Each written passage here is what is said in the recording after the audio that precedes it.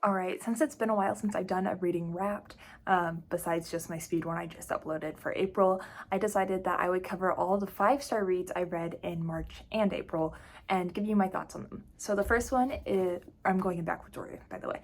The first one, or it's aka the most recent one I've read, is this one by Abby Jimenez. It's called Just for the Summer.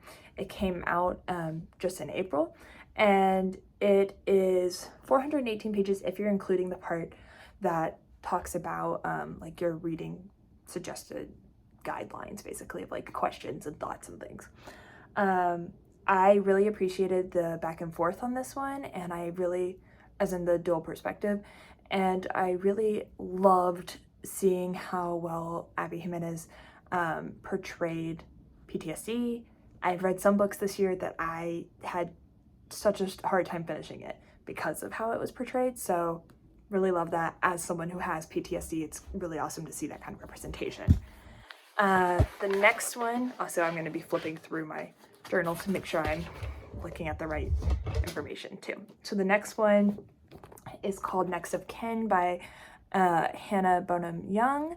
This one came out in 2022. It's a shorter book, only 291 pages. I also really loved how well the author wrote about the foster care system, and I felt like she handled a lot of sensitive topics really well. And then also I really appreciate how Chloe and Warren have their own relationship, but also how she portrayed the relationship they have with their siblings. So really great book, highly suggest. And then the next 5-star read I have is All Roads Lead Here by Mariana Zapata. I don't know how to correctly pronounce it. Came out in 2021. It is 600 pages, so on the longer end. And this one, I just loved the tropes that were included. It had forced proximity. It had you're a single dad. It had new beginning. It had a bit of slow burn. And just the way the book explores the growth and the grief and love was so good. I just really like to see it. Also, I felt like it showed that Mariana Zapata had improved in her writing style over the years too, because I felt like this one was able to just, I don't know, it got me in the feels more than some of her other books, so I did appreciate that. The next 5-star read is Unsteady. This is a romance book that came out this year. It's 357 pages. And I also, again, really appreciated how mental health was portrayed in this book. I loved how it didn't have the typical male athlete of always being strong and have to be perfect and everything, but it actually showed that he had some areas to work on and things like that. Peyton did a great job making both characters feel like complete people. I really enjoyed it, and I'm excited to see if she expands into other hockey romances, because that is one of my favorite things, as I think I've mentioned before on this channel.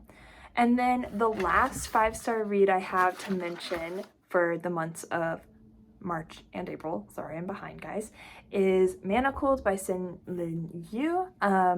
I went ahead and bound this myself, so I have I split it up into 3 books, but really it's like one full book. And it's a fan fiction, but I think that it should still be given credit as if it's a full book, because she just built such an amazing world and expanded the world that was created and made it so enticing. I also not only read it on my printed book that I bound, but I also was able to find the audiobook. The audiobook is no longer, or at least the one I listened to is no longer on Spotify, but if I find one that I think is interesting, I will tag it below. This one was suggested to me, and it obviously got really popular when it came to fan fictions, but I have always been a fan of Harry Potter, not so much a fan of the author, but a fan of the story.